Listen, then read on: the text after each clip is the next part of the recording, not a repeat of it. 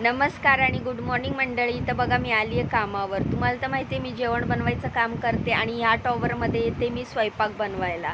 तर सकाळचे वाजलेत 6 आणि मी कामावर पोचली आहे. आज पावसाने सुट्टी घेतलेली आहे, पण मी कामावर आलेली आहे. तर मस्तपैकी लिफ्टमधनं कामावर पोचली, पहिल्या दरवाजाची बेल वाजवली आणि घरात एंट्री केल्या केल्या मस्त गरमागरम उपमा बनवला. तर हा व्हेजिटेबल उपमा आहे.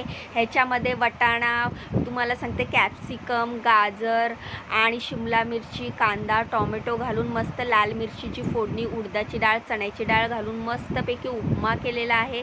त्यानंतर ही कलकत्ता स्पेशल भाजी आहे मटकीची डाळ असते ना, त्याची भाजी असते. काय नाही, सोपी रेसिपी आहे, तुम्हाला मी एकदा शेअर करेल. त्यानंतर ह्या आहेत तांदळाच्या भाकरी. तर तांदळाच्या भाकरी मस्त किसलेला बीट घातला आहे आणि पांढरा शुभ्र भाकरीला लाल बुंद गुलाबीसारखी भाकरी केलेली आहे. एकदम मऊ कापसासारखी अशी भाकरी आहे. त्यानंतर टोडूसाठी अंडं उकडलेलं आहे.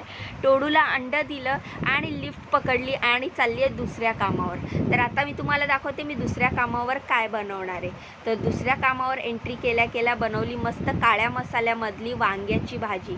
शेंगदाण्याचा कूट घालून ही वांग्याची सुक्की परतून भाजी बनवलेली आहे. तुम्ही बघू शकता, ही काळा मसाला घातलेला आहे ह्याच्यामध्ये आणि कमी तेलात बनवलेली ही वांग्याची भाजी आहे. शेंगदाण्याचा कूट आणि थोडासा गूळ घातलेला आहे. त्यानंतर इथे पण नाश्त्यामध्ये उपमाच बनवलेला, पण इथे फक्त कांदा टोमॅटो घातलेला, व्हेजिटेबल्स घातल्या नव्हत्या. आणि इथे असा लुसलुशीत आणि पातळ उपमा आवडतो म्हणून त्यांच्यासाठी फक्त थोडीशी चण्याची डाळ आणि उडदाची डाळ घालून हा उपमा केला.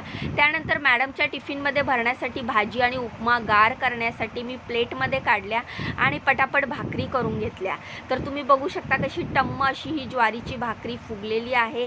त्यानंतर मॅडमचा टिफिन पॅक केला, मॅडम कामावर गेल्या. त्यानंतर मी सगळ्या कढईमधली भाजी वगैरे छोट्या भांड्यात काढून ठेवली, सगळे भांडे वगैरे घासले, किचन गॅस क्लीन केला, भाकरी काढून ठेवल्या आणि आता मी जाणार आहे घरी. तर हे माझं दुसरं काम आहे, हे माझं संपलेलं आहे. इकडचं काम माझं झालेलं आहे.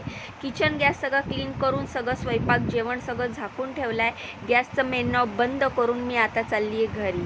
तर तुम्ही ह्या व्हिडिओचा माझा लॉंग व्हिडिओ नक्की बघा, त्याच्यामध्ये माझा पूर्ण व्लॉग दिसेल तुम्हाला. मी घरी गेल्यावर काय स्वयंपाक केला, माझा डेली व्लॉग त्याच्यात बघायला मिळेल तुम्हाला.